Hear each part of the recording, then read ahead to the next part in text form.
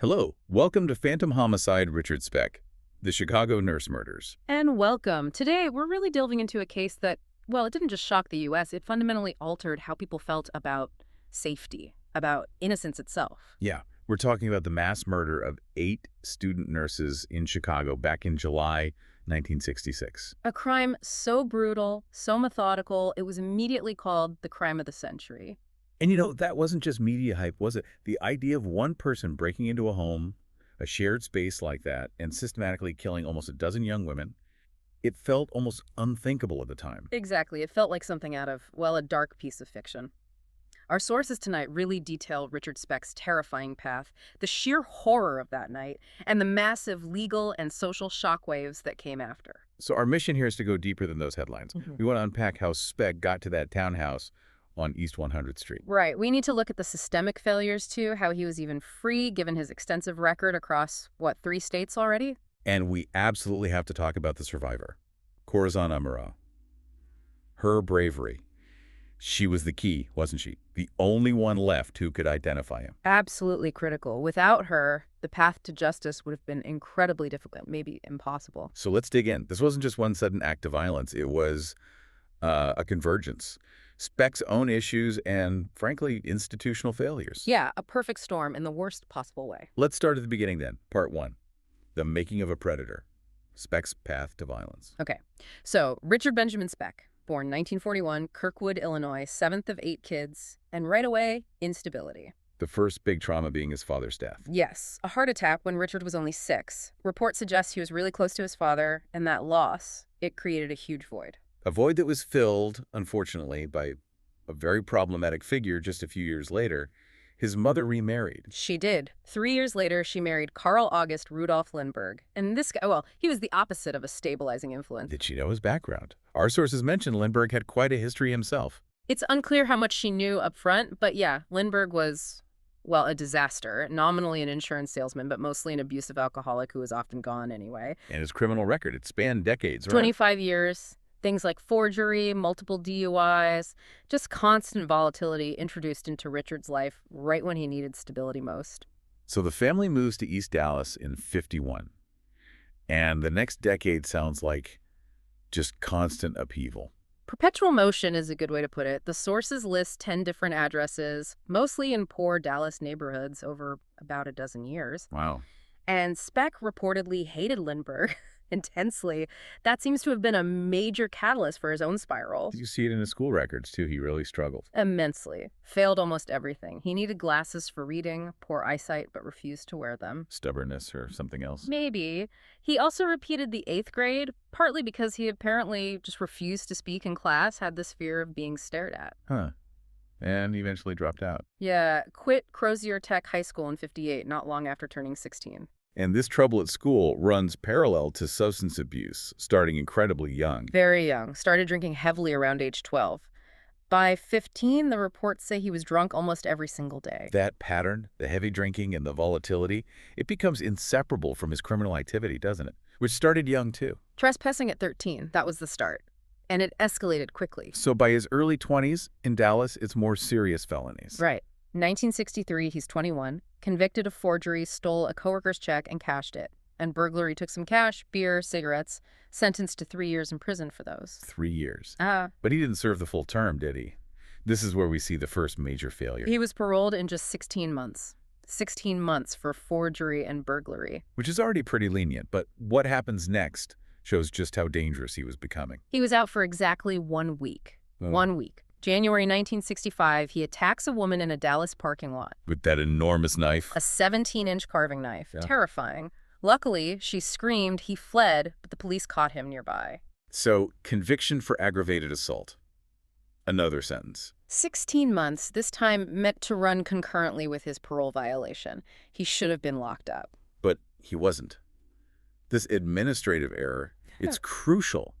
How did he walk free just months before Chicago? It's a chilling piece of bureaucratic failure.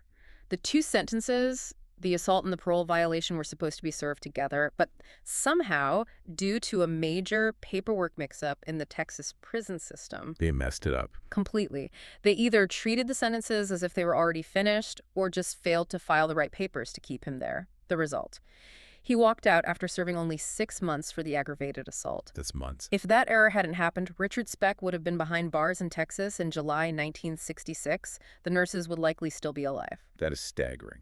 Yeah. Just staggering. And of course, the violence picks right back up before he leaves Texas. Immediately. Yeah. January 1966, just before fleeing, he stabs a man in a bar fight. And the charge gets reduced. Unbelievably, yeah. Reduced to disturbing the peace, fined $10. He couldn't even pay that, so he did 3 days in jail. 3 days. His last official time in Dallas custody. But not his last crime there. March 5th, buys a car. March 6th, robs a grocery store, steals 70 cartons of cigarettes. And tries to sell them from the trunk of his car in the same parking lot. The audacity is something else. It really is. Police found the abandoned car, traced it, issued a warrant on March 8th. That would have been his 42nd arrest in Dallas. 42nd. So facing definite prison time now, his sister Carolyn drives him to the bus station on March 9th, 1966.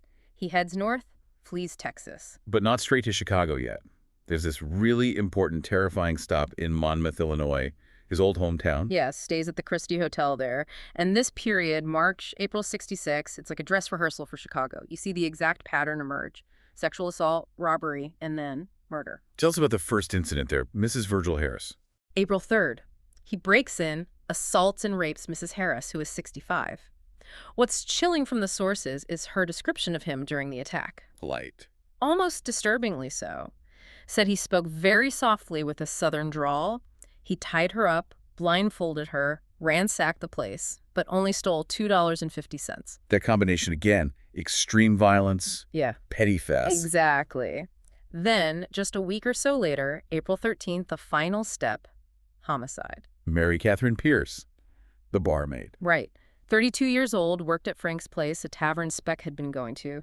She died from a single brutal blow to the abdomen, ruptured her liver. And her body was found, somewhere connected to Speck. In an empty hog house outside town, a building Speck himself had actually helped build just the month before. So when police connect the dots and come to question him at the hotel. April 19th, they questioned him briefly about Pierce. He must have realized they were closing in. But he manages to slip away again. Again. Police leave, come back a few hours later, planning to bring him in. He's gone, told the hotel clerk he was going to the laundromat. And they search his room. Find items stolen from Mrs. Harris's house. Confirms his involvement there too. But Speck vanished. Now he's wanted for burglary, rape, and homicide. A fugitive. He finally lands in Chicago, staying with his sister Martha, who was a nurse, and her husband, Gene Thornton. Right. And Gene, trying to help, suggests the merchant marine. Give him some structure, maybe. And this leads to a crucial, almost fateful, bureaucratic step. It really does. April 25th, Gene takes Speck down to the Coast Guard office to apply for his seaman's papers. And that process requires fingerprints and photos. Prints that go into the federal system. Exactly. Those prints, filed just weeks before the murders, combined with his existing record. They were, without him knowing it, the key to his eventual capture. His maritime career itself was predictably short-lived. Completely disastrous. Less than 2 months. He needed an emergency appendectomy in early May. Comes back May 20th, immediately gets drunk, argues with an officer. And gets fired. Fired June 14th. So by June 30th, his brother-in-law drives him down to the National Maritime Union hiring hall. He needs to file paperwork there too. And this is where the geography becomes just incredibly chilling. Yeah. The location of that hiring hall. It's unbelievable proximity. The NMU hall was at 2335 East 100th Street. And the nurse's townhouse. 2319 East 100th Street. Literally 1 block and about 150 feet away. He was signing papers for a non-existent job practically next door to the place where he'd commit his worst atrocity. Okay, fast forward to the day itself. July 13th, 1966. Wednesday. Speck's frustrated. Very angry about not getting a shipping assignment, probably hungover, definitely descending back into heavy drinking. Takes money from his sister. $25. Yeah. Spends it drinking, checks into the shipyard inn nearby, keeps drinking all day in local taverns. And then the encounter with Ellamy Hooper. Around 9:30 that night, she was 53, also been drinking nearby. He takes her back to his room at the inn, rapes her, and steals her gun. A small pistol. Yeah, a black $16 mail order .22 caliber room pistol. Not exactly high-powered, but now he's armed with both that and his switchblade. So he leaves the inn, dressed in black, carrying 2 weapons. Has dinner, keeps drinking until about 10:20 p.m. at the inn's tavern. Then he walks. Just walks that short distance, about 1.5 miles, over to the nurse's townhouse. The final convergence. A heavily armed, drunk, angry, violent man standing outside an unlocked dormitory full of unsuspecting young women. The stage was set for unimaginable horror. Part 2. The Night of Terror.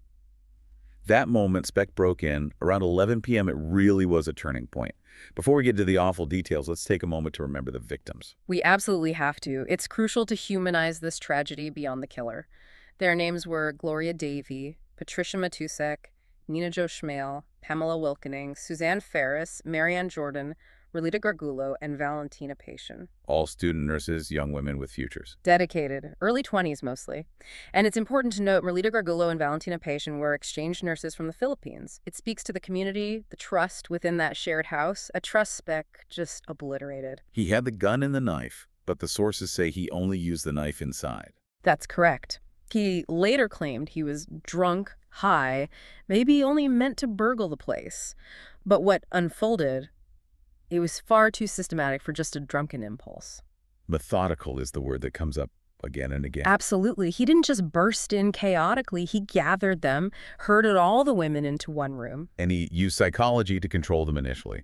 A terrifyingly effective tactic. He lied, kept telling them he only wanted money, that he wouldn't hurt them if they just did what he said, that deceit bought him time, kept them from panicking, perhaps allowed him to bind them. Using torn bed sheets as ligatures. Yes, and then began the truly horrific part, the systematic elimination. Not all at once, he took them out one by one. One by one. With these agonizing waits in between, sources estimate 20 to 30 minutes between each murder. Can you even imagine the women left tied up in that room, listening? It's almost unthinkable psychological torture. They knew. They had to know what was happening each time that door opened and one of their friends was taken. 20 minutes. Then another. For hours. Stripped of hope, agency, just waiting.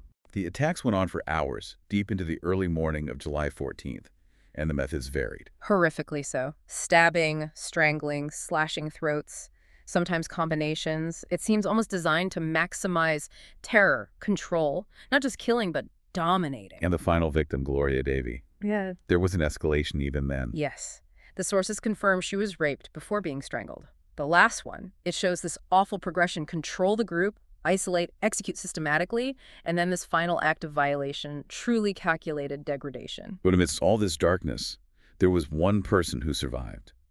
Corazon Cora Amaro, the ninth woman. Cora Amaro, also a Filipino exchange nurse, 23 years old. Her survival was down to incredible quick thinking and, frankly, immense courage. How did she manage it? At some point, while Speck was out of the room taking one of the other women, Cora saw her chance. She managed to crawl somehow and hide herself completely under one of the beds. And she stayed there through all of it. For hours. Motionless, Yeah. silent, listening to everything. It requires a level of self-control that's just phenomenal under those circumstances. Did Speck just not realize she was there? Or lose count? That's the prevailing theory. Maybe he knew 8 nurses usually lived there. Maybe he lost count in his intoxicated state. Or maybe he simply didn't know Cora was an overnight guest. He might have thought he'd gotten everyone. She waited until she was absolutely certain he was gone. Until nearly 6 a.m., hours after the last sounds had faded. Only then did she emerge. And screamed for help, alerting everyone to the horror inside that townhouse. Her survival was everything for the investigation. Paramount. Without her eyewitness account, police would have had almost nothing to go on initially. Which brings us to part 3, the manhunt, the tattoo, and the trial. Right. Despite the absolute horror of the scene police walked into, they had Cora Amaro. And despite her trauma, she was remarkably clear-headed. Her testimony was the bedrock. She gave key details for the description, didn't she? Critical details. Height around 6'1", the pockmarked skin, that southern accent we heard about from Monmouth. But the tattoo, that was the clincher. The single most defining detail. She remembered seeing it clearly on his arm. Born to raise hell. That phrase, that specific tattoo, basically put his face on wanted posters nationwide overnight. Born to raise hell. It's just so brazen. And it led directly to his capture how many days later? Just 3 days. An incredibly fast resolution, really. The manhunt ended in a Skid Row flophouse. He fled to the Star Hotel. Yes, on West Madison Street, a pretty rough place. And there, whether from pressure, guilt, who knows, Speck tried to kill himself, slashed his wrists and forearms badly with broken glass. And the hotel clerk found him. called for help. Right. An ambulance took him to Cook County Hospital just after midnight, July 17th. And this is where fate, or perhaps just sharp observation, intervened. It really is an almost unbelievable twist. A young surgical resident, Dr. Leroy Smith, only 25, was treating Speck's wounds. Just doing his job. Exactly. Washing the blood and grime off Speck's forearm to clean the cuts. And there it was, underneath the blood, the dark ink. Born to raise hell. He recognized it immediately from the news. Instantly, he knew exactly who he was treating, called the police. Speck was arrested right there in the hospital bed. An incredible capture. But it almost didn't happen that way, did it? There was that missed tip earlier. A crucial near miss that highlights how easily he could have vanished. The night before, July 16th, around 9:30 p.m., a drifter named Claude Lunsford. Who'd been drinking with Speck. Yeah, at the Star Hotel. Lunsford recognized Speck from the sketch everyone had seen. He actually called the police, told them Speck was in his room. But the police didn't respond. For whatever reason, bad communication, maybe just incompetence, they never followed up on that call. If Speck hadn't tried to kill himself later that night, he probably would have just walked away the next morning. Wow. So close. The case relied heavily on forensics, too, even 1960s tech. Definitely. No DNA back then, obviously. So fingerprints were king. And here, that earlier Merchant Marine application was vital. The prints matched. Perfectly. Prints lifted from the crime scene, a window screen, maybe other surfaces were matched to the prints Speck had put on file with the Coast Guard just weeks before. So the fingerprints, the ligatures from the bed sheets, a ring he dropped. And of course, Cora Amiro's unwavering testimony. It built a very strong physical and eyewitness case. The media coverage was insane, though. They had to move the trial out of Chicago. Way out, 160 miles away to Peoria, Illinois. The trial started April 1967. The publicity in Chicago was just too overwhelming for a fair trial there. So what was the defense strategy? How do you defend Richard Speck? His public defender, Gerald Getty, threw everything at the wall. Argued Speck was too drunk and high to know what he was doing, couldn't form intent. Questioned if Cora's identification was reliable after such trauma. Even brought up a supposed childhood head injury, suggesting brain damage. But none of that really held up against Cora Morau, did it? Her testimony was the defining moment of the trial, absolutely shattering. The prosecutor asked if she could identify the man who attacked them. And she didn't just point. No.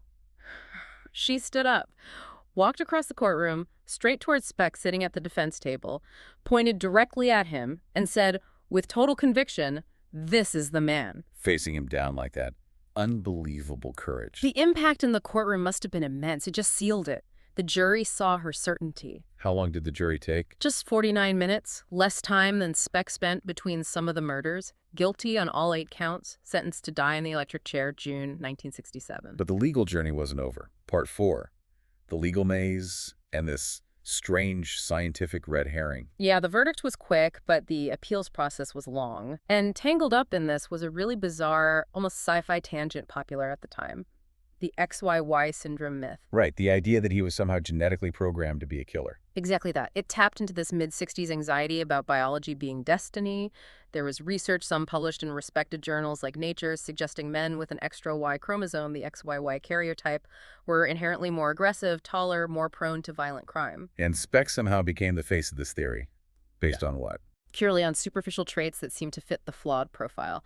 He was tall, 6'1", he had bad acne scars. Scientists were incorrectly linking these things to XYY. A doctor even suggested it to his defense lawyer. And then someone published it as fact. A biochemist named Mary Telfer wrote a speculative piece in 1968 where she mistakenly reported Speck was XYY, called him the archetypal XYY male. And the media just ran with it. Completely. The New York Times, major outlets, they presented it like established science. Speck became the textbook example of the super male criminal, this idea that his terrible violence had a simple genetic root. It caused a huge stir.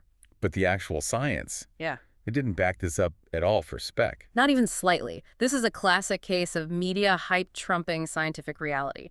Multiple chromosome tests done back in '66 and confirmed again in '68 showed Speck had a totally normal 46XY genome. He was not XYY. And the whole XY violence link itself was later debunked. Largely, yes.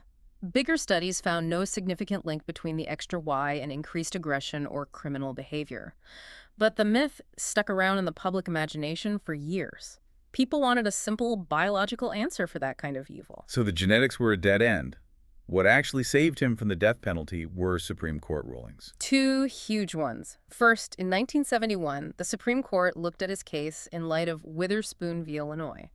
What did that mean for Speck? His conviction stood, but his death sentence was thrown out. Why? Because the prosecution had systematically excluded jurors who had any doubts about capital punishment. This created a death-qualified jury, basically stacking the deck in favor of execution, which the court ruled unconstitutional. So he needed a new sentencing hearing. But then came another, even bigger ruling. The big one, 1972, Furman v. Georgia. The U.S. Supreme Court essentially declared the death penalty as it was being applied across the country unconstitutional. On what ground? That it was arbitrary, random, often biased. It amounted to cruel and unusual punishment under the Eighth Amendment. This ruling effectively paused executions nationwide for several years. Which meant Illinois had to resentence Speck to life. To a very, very long time. The final sentence was 8 consecutive terms of 50 to 150 years each. So a minimum of 400 years, maximum 1,200. Functionally, a life sentence, ensuring he'd die in prison. Absolutely. It got slightly adjusted later, but the outcome was the same. He came up for parole 7 times over the decades and was denied every time, often after hearings that lasted just minutes. He spent the rest of his life in Stateville Correctional Center. What was his time like inside? Pretty much what you'd expect. Zero remorse, constant trouble. He had this bizarre contradiction going on. The Birdman nickname. Yeah, for a while he kept sparrows that flew into his cell, nursed them, seemed almost gentle, but that was offset by utter callousness and rule-breaking. Constantly caught with drugs, homemade alcohol. And he felt untouchable because of his sentence. He literally used it as a shield. Guards would try to discipline him, and he'd just fire back. How am I going to get in trouble? I'm here for 1,200 years. It shows this complete detachment. The punishment was so huge, it lost all meaning for him. There's that chilling story from FBI profiler John Douglas, too, about the sparrow. It really sums up his core personality. He'd nursed this injured sparrow, even tied a string to its leg. A guard told him, look, no pets allowed, you can't keep it. And Speck's reaction. Instant, cold cruelty. He didn't argue. He didn't try to hide the bird. He just picked it up and threw the tiny injured creature straight into a running fan. Killed it instantly. His explanation, if I can't have it, no one can. Just chilling entitlement and destruction. So after years of silence inside, he finally gives an interview in 1978. Part 5. The posthumous shame and enduring legacy. Yeah, 12 years after the murders, he talks to Bob Greene, the Chicago Tribune columnist, his only real press interview. Was there any flicker of remorse then, any humanity? It reads as completely hollow. It was his first public admission, yes. He said he had no feelings at all that night, just cold. Did he try to explain himself? Compare himself to other killers? He specifically said he wasn't like Dillinger or others, said, me, I'm freakish. He did offer this sort of weak attempt at sounding sorry, saying, I'm sorry as hell for those girls and for their families and for me, then added, if I had to do it over again, it would be a simple house burglary. Which sounds completely self-serving, like he's sorry he got caught, not sorry for what he did. Exactly. And any hint of sympathy is just erased by his final message in that interview. He told Greene, just tell them to keep up their hatred for me. I know it keeps up their morale. Pure narcissism, defiance. That interview was bad enough. But the prison video that came out later, that revealed something truly disturbing about his life inside and the system itself. The infamous video, filmed secretly by inmates in 1988, but it didn't surface publicly until 1996, thanks to journalist Bill Curtis, 5 years after Speck was already dead. And the content was just shocking. Beyond shocking. It showed the complete breakdown of control inside Stateville, at least for Speck. He's seen doing drugs, cocaine, having sexual encounters with other inmates, prancing around in women's underwear. Boasting about how good he had it. Unbelievably so. He looks right at the camera and says, quote, if they only knew how much fun I was having, they'd turn me loose. It was a slap in the face to the victims' families, to the whole justice system. Did he talk about the murders on the tape? He did, confirmed it flat out. Sure, I did. When the inmate filming asked him why, he just shrugged. Joked it just wasn't their night. Just casual cruelty. And then he described how to strangle someone, noted it takes over 3 minutes, requires a lot of strength. Just a cold, technical description delivered with absolutely no emotion. It was horrifying. He died not long after that video was made, right? Yeah, December 5, 1991. Died of a massive heart attack at a nearby hospital. He was 1 day shy of his 50th birthday. His health was reportedly terrible, years of abuse taking their toll. And his remains. cremated, ashes scattered secretly. His family didn't want a gravesite that could be vandalized or become some kind of morbid focal point. His story ends there. But the impact of his crimes, that continues. What were the big systemic changes that came out of this horror? The impact was huge and immediate in some ways. It forced a massive rethink of public safety, especially in shared living spaces. This was the aha moment for locking doors. Absolutely. The end of an era of assuming safety in numbers, especially for students. Before Speck, dorms, nurses' residences, security was often minimal, doors left unlocked. That changed overnight, literally. Universities, hospitals, institutions across the country implemented mandatory locked doors, security guards, controlled access systems. That tragedy forced a fundamental shift in how we approached residential security. And it also shone a light on those bureaucratic failures, like the Texas error, the missed police call. Definitely. The case exposed massive gaps in how different jurisdictions shared information about criminals. How could a guy wanted for murder in Illinois and felonies in Texas get official Siemens papers requiring fingerprints in Chicago without any flags? How could that drifter's tip be ignored? So it pushed for reforms. Big time. It led to much better systems for sharing criminal records between states, more standardized procedures, and really fueled the push towards the centralized computer databases we rely on now to track violent offenders. It showed the deadly cost of agencies not talking to each other. And finally, Cora Amirao's role. Her bravery had a lasting impact beyond just the trial itself. Her courage was incredible. Surviving, testifying with such clarity, she became a symbol. Her experience really highlighted the desperate need for better support for victims and witnesses of crime. It helped galvanize the victim advocacy movement that really grew in the decades that followed. People realized witnesses needed protection, support, counseling. So looking back at everything, the life, the crimes, the aftermath, what's the final takeaway from the Richard Speck case? It's a deeply disturbing irony, isn't it? Richard Speck himself was this embodiment of chaos, violence, utter self-centeredness. Yet the sheer horror he inflicted forced positive change. Those 8 young women, Gloria Davy, Patricia Matusik, Nina Jo Schmel, Pamela Wilkening, Suzanne Ferris, Marianne Jordan, Merlita Gargulo, Valentina Pasichin, their lives were brutally cut short, their potential lost forever. But because their deaths were so shocking, so methodical, so public, it forced institutions to finally lock the doors, to fix the broken communication lines, to start thinking seriously about victim support. In a terrible, indirect way, their senseless murders ultimately made the world safer for generations of students and others who came after them. It's a legacy forged in tragedy, but a legacy nonetheless. Okay, so we hope you liked our today's discussion. For more such discussions, subscribe to our channel, Phantom Homicide.